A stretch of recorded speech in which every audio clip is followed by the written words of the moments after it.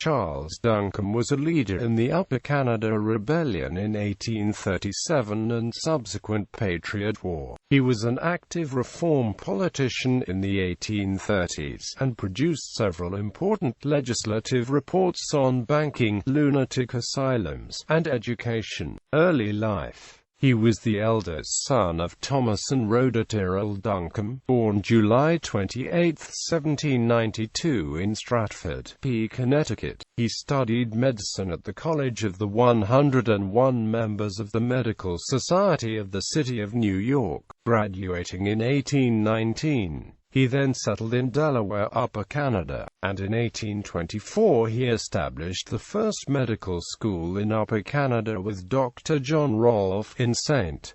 Thomas, under the patronage of Colonel Thomas Talbot. Freemasonry. Debates within Upper Canada on the nature of the relationship of the provincial Grand Lodge and the English Head Lodge paralleled political discussions on the colony's constitution.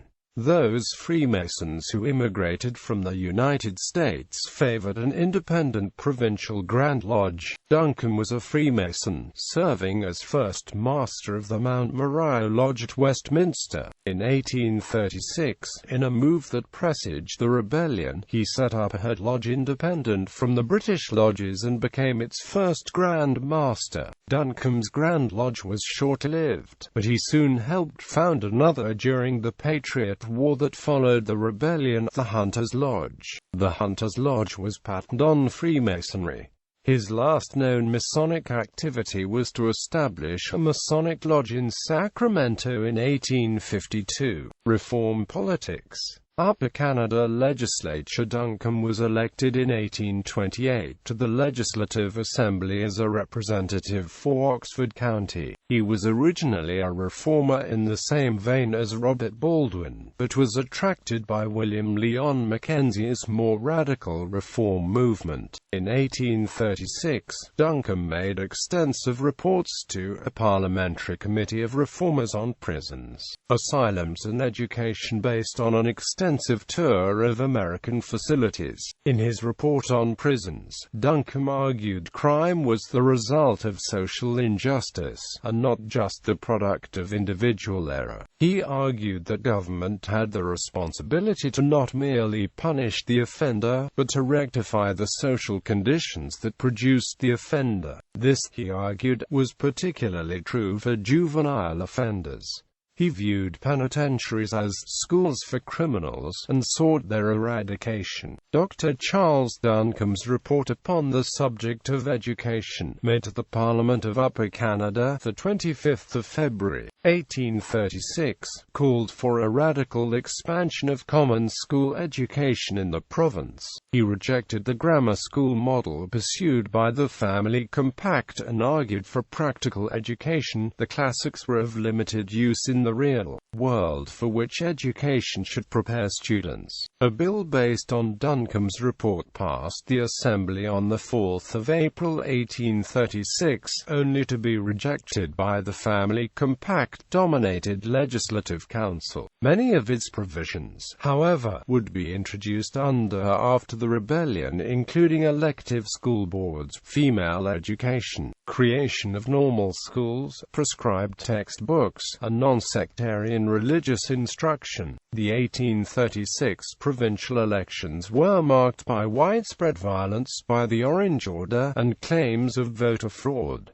The LT Governor, Sir Francis Bondhead, was in charge of the elections but intervened directly in favour of the Tories in the campaign. The reformers complained that he issued illegal land patents to new immigrants to entice them to vote for Tory candidates. When the new Tory-dominated Assembly refused to hear the petition, Duncombe was charged with presenting it to the British government. He travelled to London, England in the summer of 1836, but was refused an audience by the Colonial Office.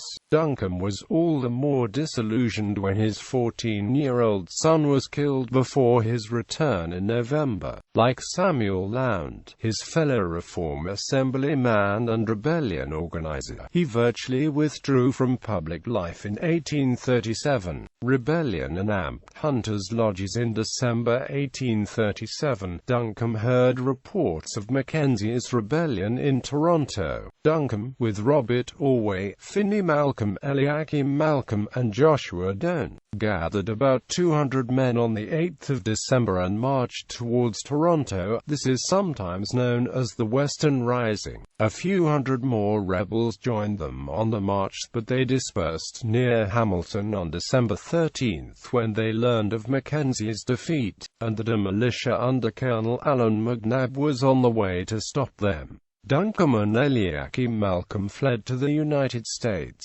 Duncombe was a central organizer of the Hunters' Lodge, a secret Masonic-like military organization with its Grand Lodge in Cleveland. This organization inducted more than 40,000 men into lodges spread across the Great Lakes and St. Lawrence region. They launched the Patriot War in 1838–39, almost bringing the United States and the United Kingdom to war. The organization also declared a Provisional Republic of Canada at a convention in Cleveland in September 1838, at which Duncombe established a Republican Bank of Canada to finance the war. Duncombe remained there for the rest of his life, despite being pardoned in 1843.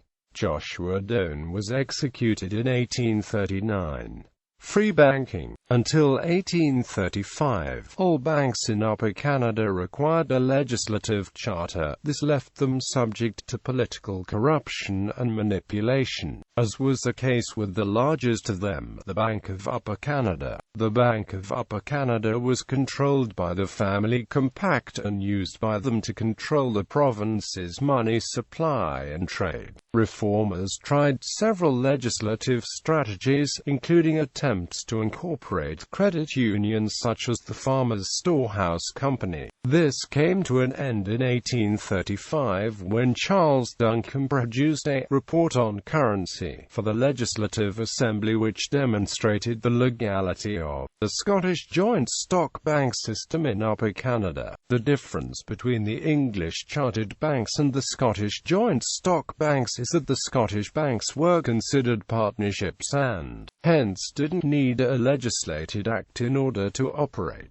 The joint stock banks thus lacked limited liability, and every partner in the bank was responsible for the bank's debts to the full extent of the personal property. The chartered banks, in contrast, protected the shareholders with limited liability and hence from major loss. They thus encouraged speculation. The Scottish joint stock banks followed a hard money policy. Quote, "They avoided speculative risk because if they failed, the shareholders were responsible for the full loss. Since the banks did not require a legislated charter, many more banks could be founded, and they were more competitive and freer from political influence and corruption." Following Duncombe's report, the Farmers' Bank and the Bank of the People were founded on a joint stock basis, until the family compact conspired to make them illegal in 1838.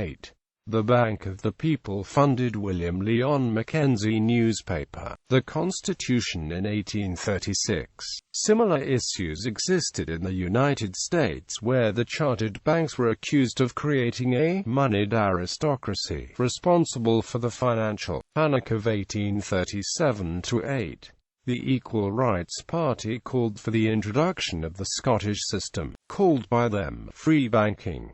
The Patriot War has been described as Locofocoism with a gun. When the Hunters' Lodges held the convention in Cleveland in September 1838, Duncombe presented an address to the different lodges on the subject of a joint stock company bank, in which he proposed financing the Patriot War with a Republican bank. The bank was established for a short period. Duncombe continued to pursue the idea of joint stock banking after the end of the Patriot War, publishing a lengthy book on the subject. Duncombe's Free Banking, an essay on banking, currency, finance, exchanges and political economy. In it, he argued that a democratic state depended upon free banking. California State Assembly. After his activity in the Patriot War, Duncombe moved from Cleveland to Rochester. In 1841, he practiced medicine there until he moved to Sacramento County, California in 1849 at the beginning of the California Gold Rush. Although one of the first doctors to arrive in Sacramento, he did not qualify to practice in the state until 1851.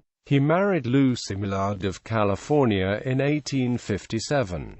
He was elected to the Sacramento City Council. In 1859, he was elected to the California State Assembly as one of 4 members from Sacramento County, but was disqualified because it was argued that he gave up his American citizenship when he allowed himself to be elected to a foreign legislature. He became an American citizen and was elected again in 1863 as one of the county's 5 representatives.